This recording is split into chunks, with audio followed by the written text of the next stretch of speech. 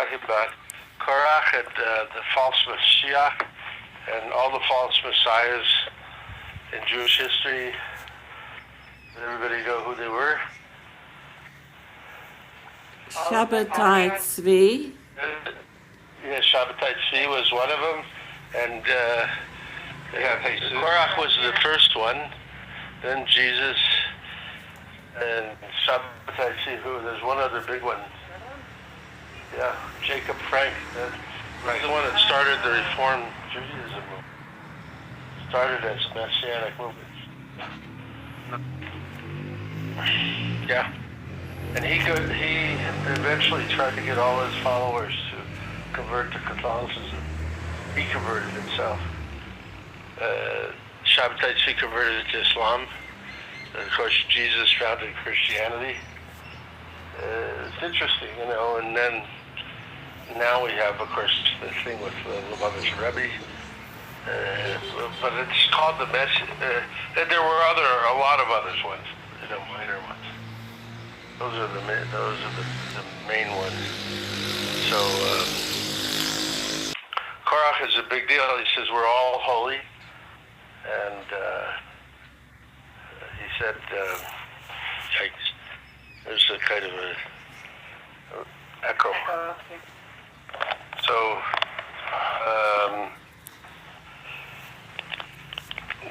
maybe you have to mute Rachel because there's a strong echo. Yeah, okay. I'm just trying to work out. You don't mind. And anytime you want to talk, just unmute. So,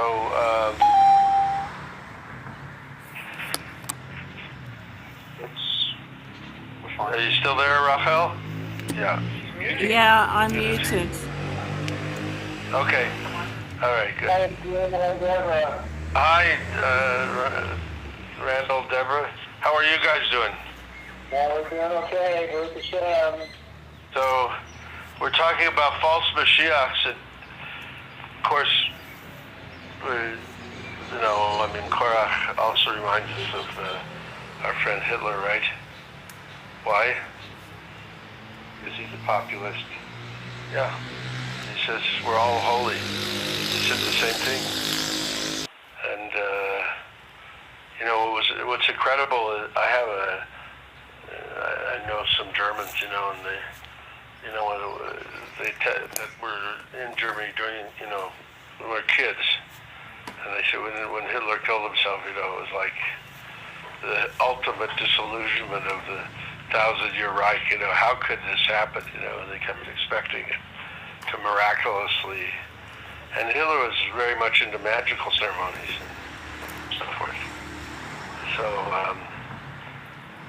Korach uses all of these populist images like a totally blue tallis and no mezuzah on the door.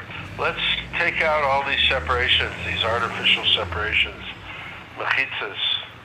Let's change all the Havdalahs. We're all holy. We're all at Mount Sinai. And it covers up his own selfish motives, which is,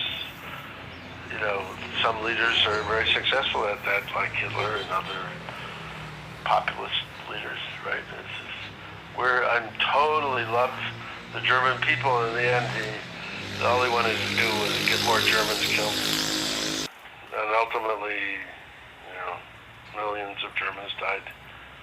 I don't know what the totals are, but more than 6 million. So, go figure. It's so strange.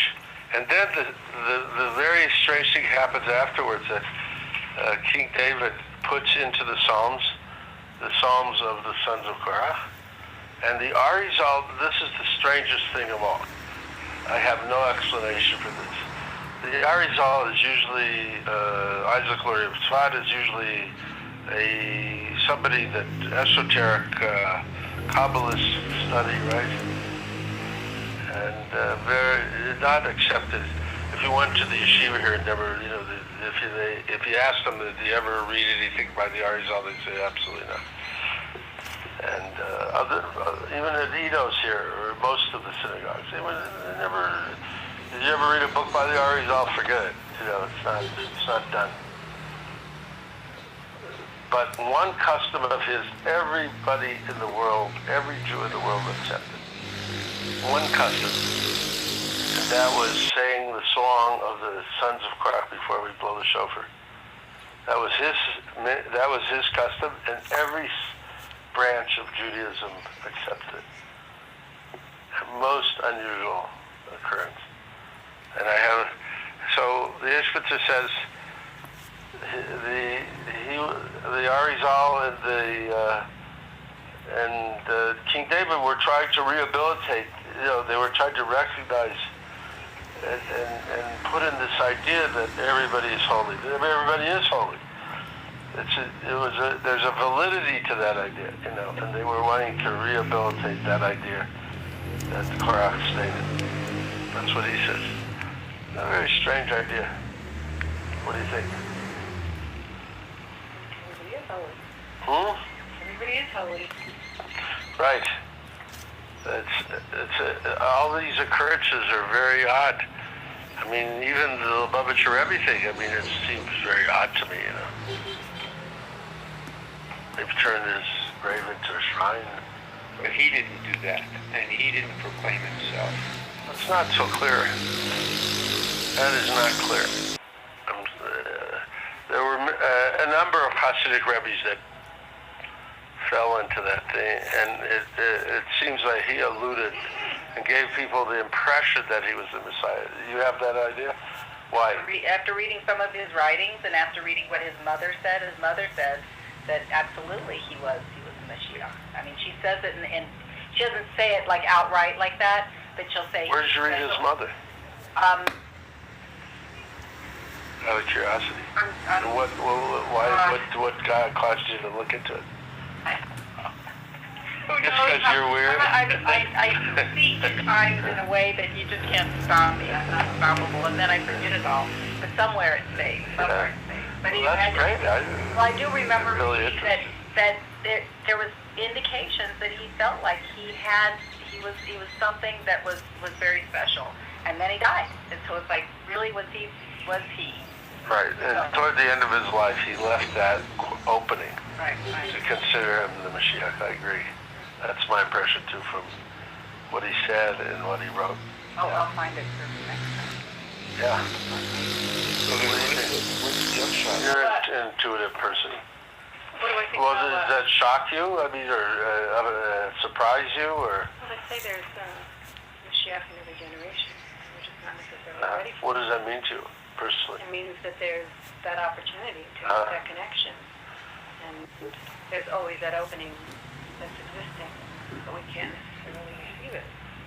Well, my Rebbe, there was one friend of mine who was really angry at him, Rabbi Tursky, for not being the Mashiach. He was a German Jew, a Holocaust Jew, and he wanted the Rabbi Tursky to be the Mashiach in the worst way. How do you relate to it personally? Do you relate to the concept of Mashiach?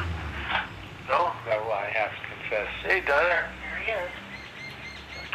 So we have to. It's one of the. We have to? Yeah. Who's giving orders here? I think a lot of people. A lot of people don't. A lot of people don't. I think maybe it's better to say it's hard for me to believe in that. But what does Mashiach mean to you personally? So. I like the way you said it. You have to believe in it. I like that. The 13. Yeah, no, I understand, but I'm saying What is it? What it means to you personally.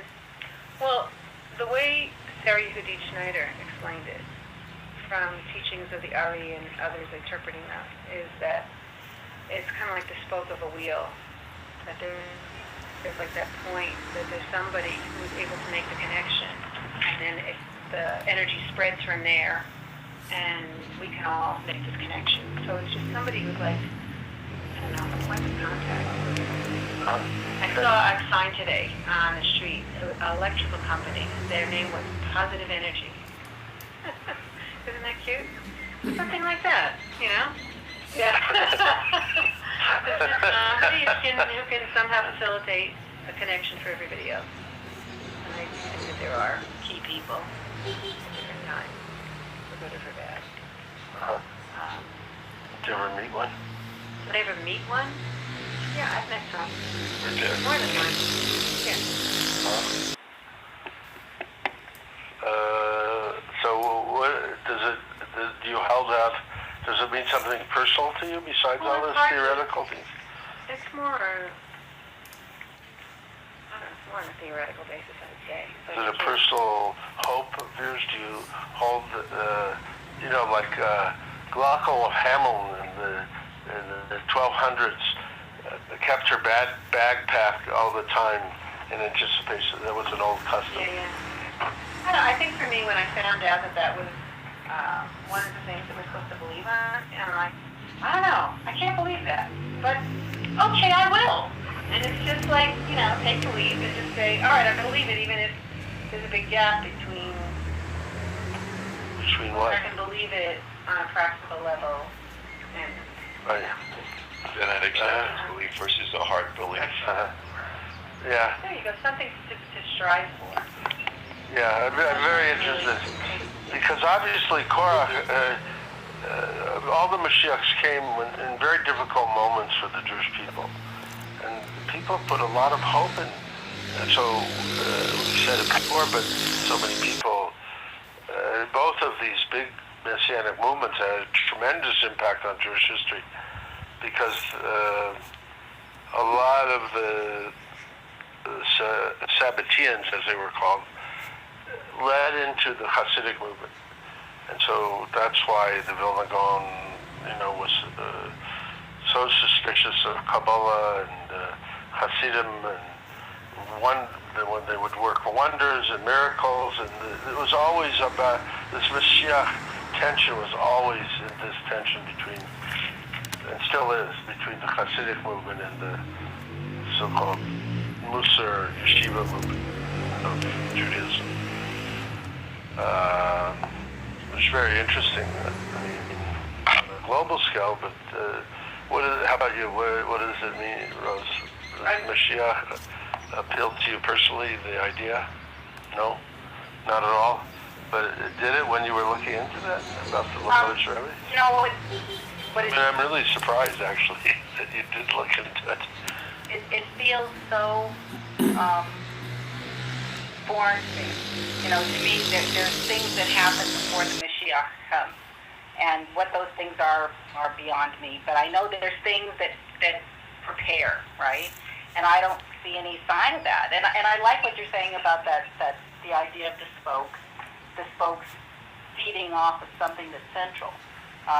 The thing is I don't know of one person from everything one entity, I haven't gotten that leap that you were talking Well, you about. I don't haven't been necessarily able to believe that it's eight persons.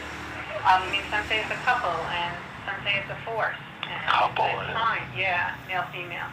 And some say it's a force that, will evolve to that. So I think it's like having an image of God as being an old man in the sky and saying, I don't believe that, But there's things that happen that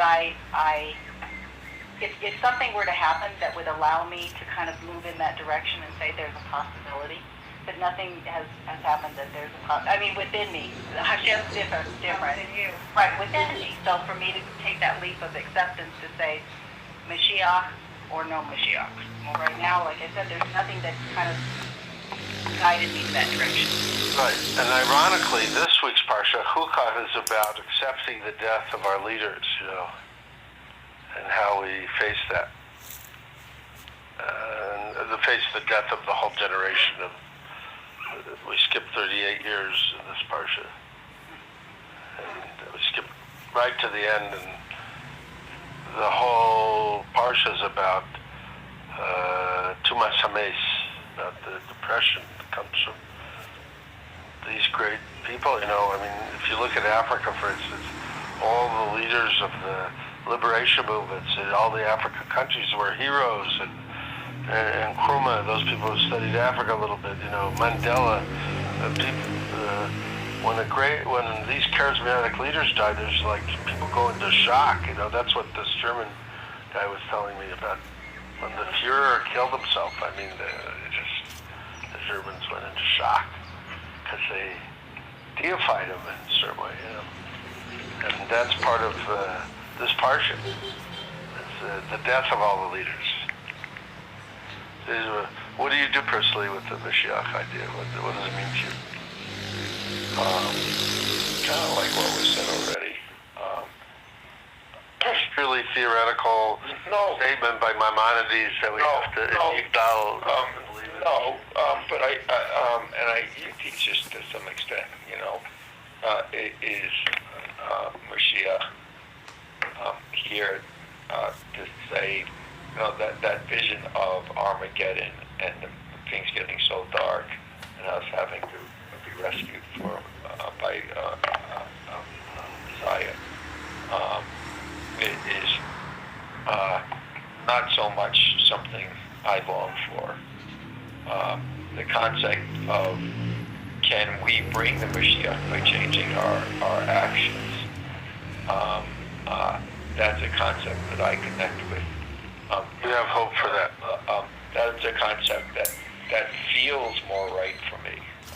And it's easier for me to hope that we can grow and we can change and we can bring about this great change as opposed to having to be saved from ourselves.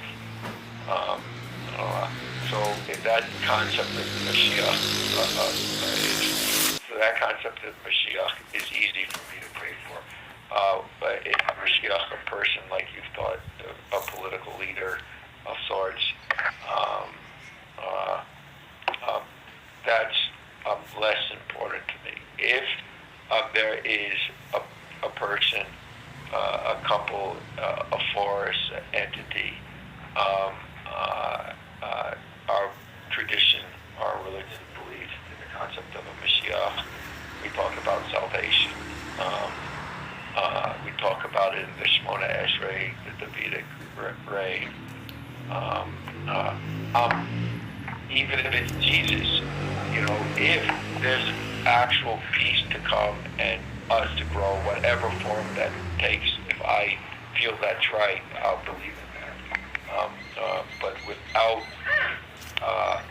I'm not one of, I like having the concept of me having a say to and you and everyone, and each one of us having an ability to bring that about than having to be saved. So the idea of Rebbe is very much the idea of